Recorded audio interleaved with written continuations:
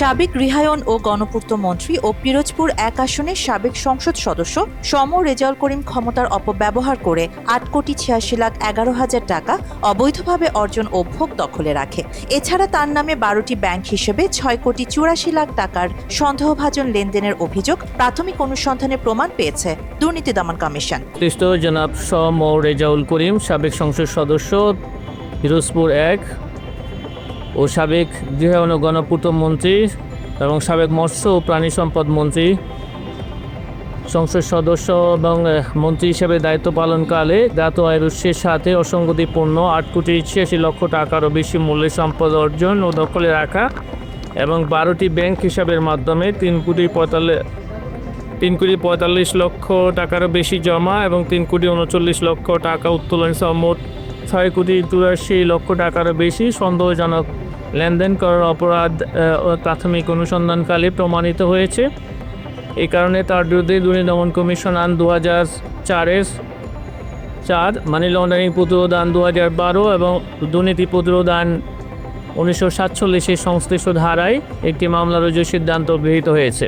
বুধবার ঢাকার সেগুনবাগিচায় দুদকের প্রধান কার্যালয়ের সামনে এক সংবাদ সম্মেলনে বিষয়টি নিশ্চিত করেন সংস্থাটির মহাপরিচালক মোহাম্মদ আক্তার হোসেন। তিনি জানান, সাবেক মন্ত্রী রেজাউল করিম ও তার স্ত্রী ফিরোজা পারভিনের ৩,৫,৫৫,০০০ টাকার জ্ঞাত আয় বহির্ভূত সম্পদ অর্জন সহ প্রায় ১২ কোটি টাকার অবৈধ সম্পদের অভিযোগ প্রমাণিত হয়েছে। ফলে তাদের দুর্নীতি নিয়ে পৃথক দুটি মামলা করার সিদ্ধান্ত নিয়েছে দুদক। এটা তো প্রাণ আচার, আমাকেও একটু দিস। ঠিক যেন ঘরের আচার, প্রাণ আচার।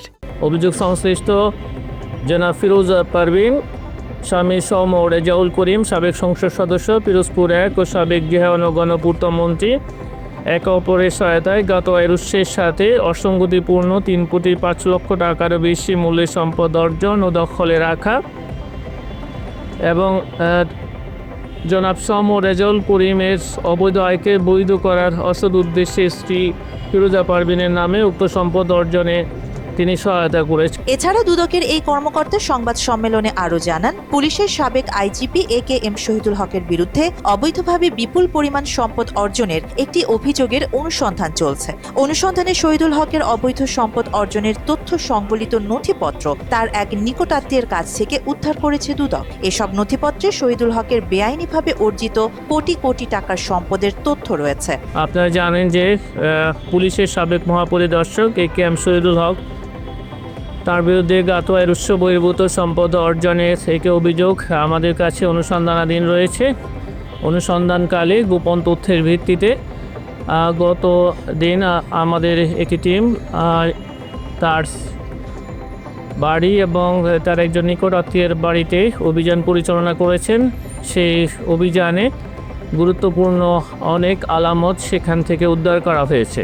পাশাপাশি আরও কয়েকটি প্রতিষ্ঠানের বিরুদ্ধে অনুসন্ধান চলমান রয়েছে বলে জানান দুদকের মহাপরিচালক। এই সংক্রান্ত অভিযোগ অনুসন্ধানাধীন রয়েছে। অনুসন্ধান দল প্রতিবেদন দাখিল করলে আমরা আপনাদেরকে পরবর্তী সময়ে এ বিষয়ে বিস্তারিত জানাবো। স্বৈরাচার শেখ হাসিনা ও দুর্নীতিবাজদের বিরুদ্ধে দুদকের শক্ত অনুসন্ধান জারি রাখার আহ্বান সাধারণ মানুষের। আরিবা জাহান, বাংলা এডিশন।